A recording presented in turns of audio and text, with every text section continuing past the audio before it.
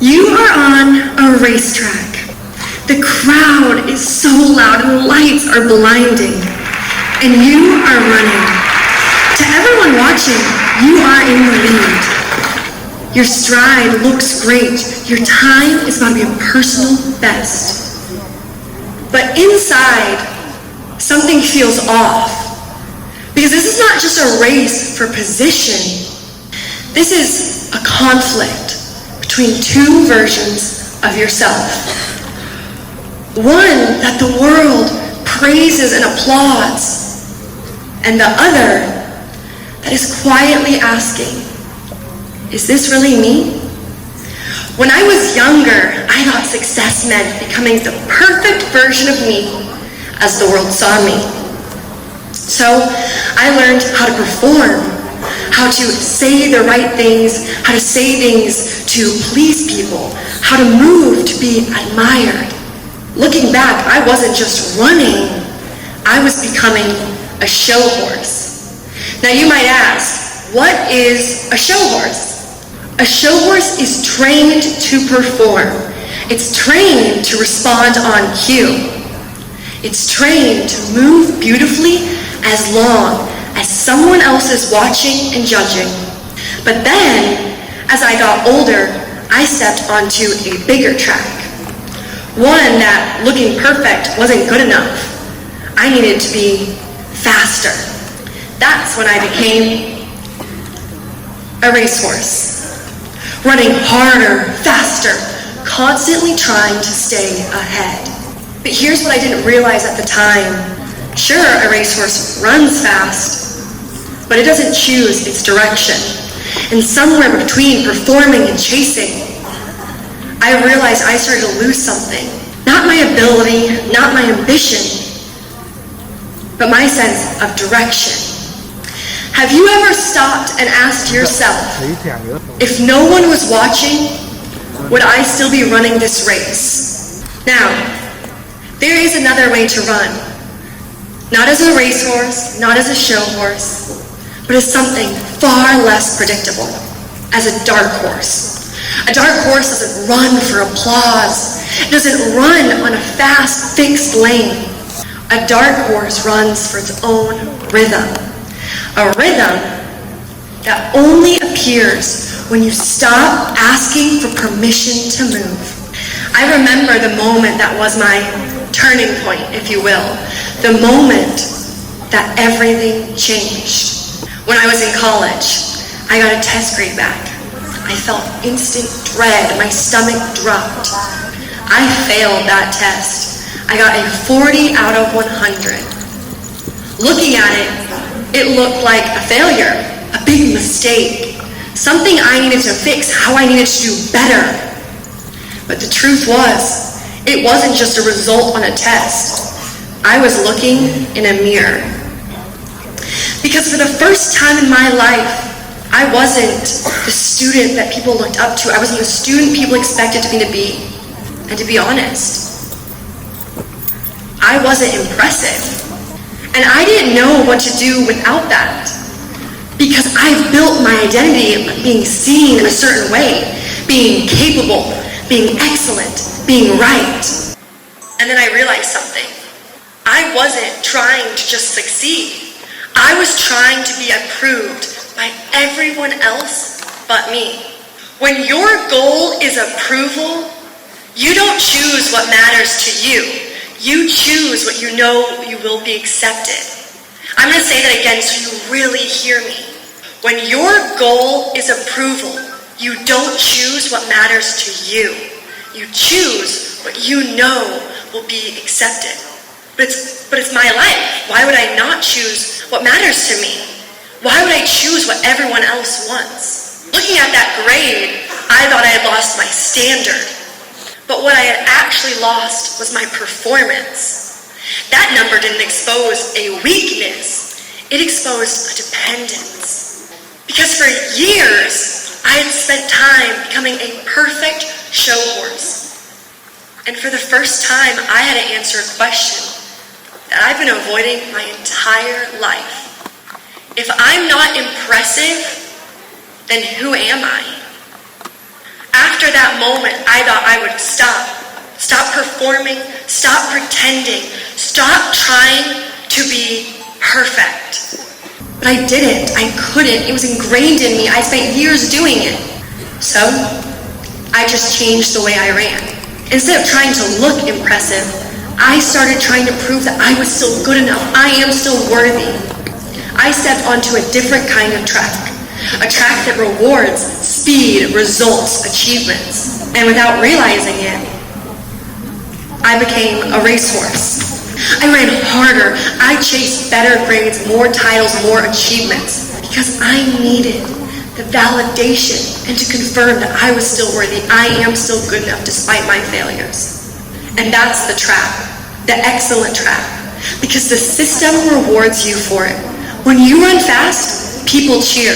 When you achieve more, people notice. And when you stay ahead, people admire you. So you keep going, running faster, further. You do not stop. But here's what I didn't question and no one questions. Sure, a racehorse runs fast, but it doesn't choose where it's going. The owner has the direction. The track is already determined. The pace is already set. Someone else is always holding the reins. So even when you're winning, you might be lost without the owner. Because you're not asking, is this where I want to go? The only question you're asking, am I ahead? That's what the excellent trap really is. It's not about excellence. It's about becoming so focused on approval that you stop choosing your own direction. And the most dangerous part of that is, you don't feel lost. You feel successful. At some point, I had to stop and ask a different question. Not, how do I win? But, why am I running at all? Because for the first time, I realized I've never actually chosen my own direction. And this is when I began to understand what a dark horse really is. It is not someone less capable. It is not someone who runs slower. It is someone who decides first and proves later. It doesn't need to be certain, and it doesn't need to be sure. It doesn't need to be validated. It just needs to be honest about what matters. Because let me tell you something I've learned. Honesty is so much harder than a performance. Because when you stop asking for permission, you lose the script. No one holds your hand, no one tells you what's right, no one guarantees the outcome. You have to. You have to choose. For me, that choice became a project, my advocacy, courage over cancer. And I want to be very clear. I didn't choose this because it looked good on my resume, it looked good on paper. I didn't choose it because I get graded on it, because I knew it looked good. I chose it because it was mine. I knew what I was doing. I knew why I wanted it. And that was new. Because for the first time, I wasn't a show horse. I'd stepped off the racetrack. I was no longer a racehorse. Not because I was confident. I can guarantee you, I was very scared. But because I was finally willing to be uncertain. That's what becoming a dark horse really is. It means choosing a direction before you know if you'll be rewarded or if you'll succeed. That journey, that long journey I was on, led me somewhere very unexpected. On a stage a little bit bigger than the one I'm on right now. Just a little though. It led me to the stage of Miss Cosmo 2025. To the crown also of Miss Cosmo 2025. But it wasn't easy getting there. To everyone looking in, to outsiders, I crossed the finish line. I did it. All that hard work, all that dedication, the effort, the years of running. But for me, it meant something very different.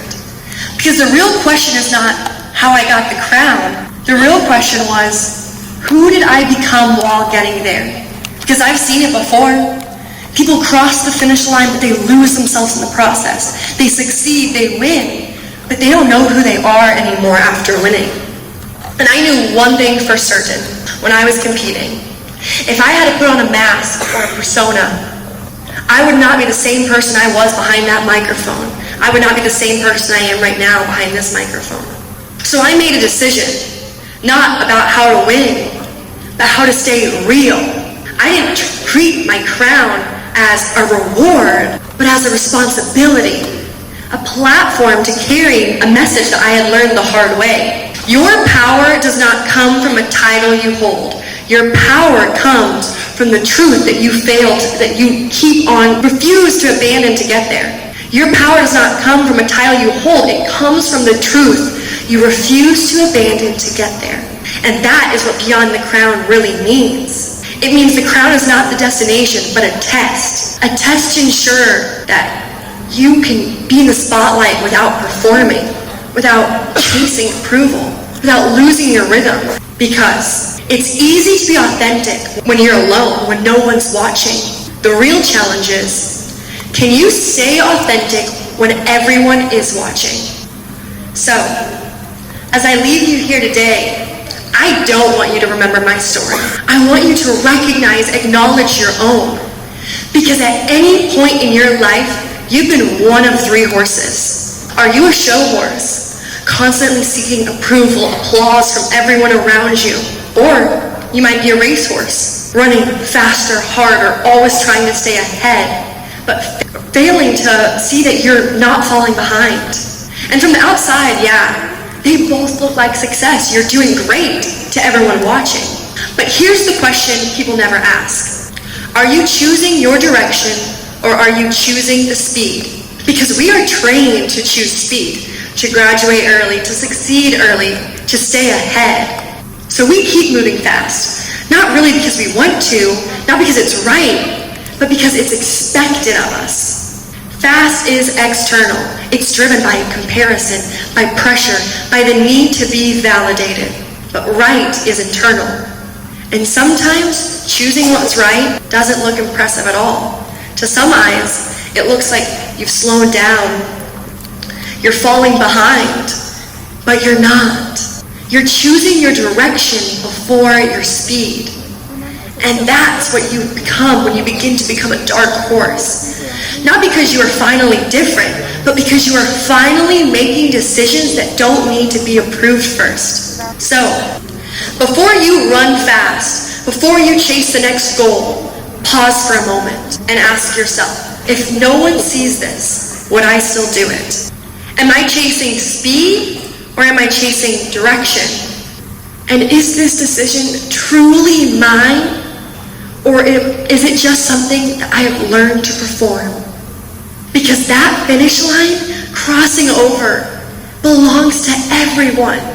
But your direction is the only thing that is ever truly yours. So, in the year of the horse, choose your horse. Choose your direction. I am Yolina Lindquist, Miss Cosmo 2025, and I am proud to be a dark horse.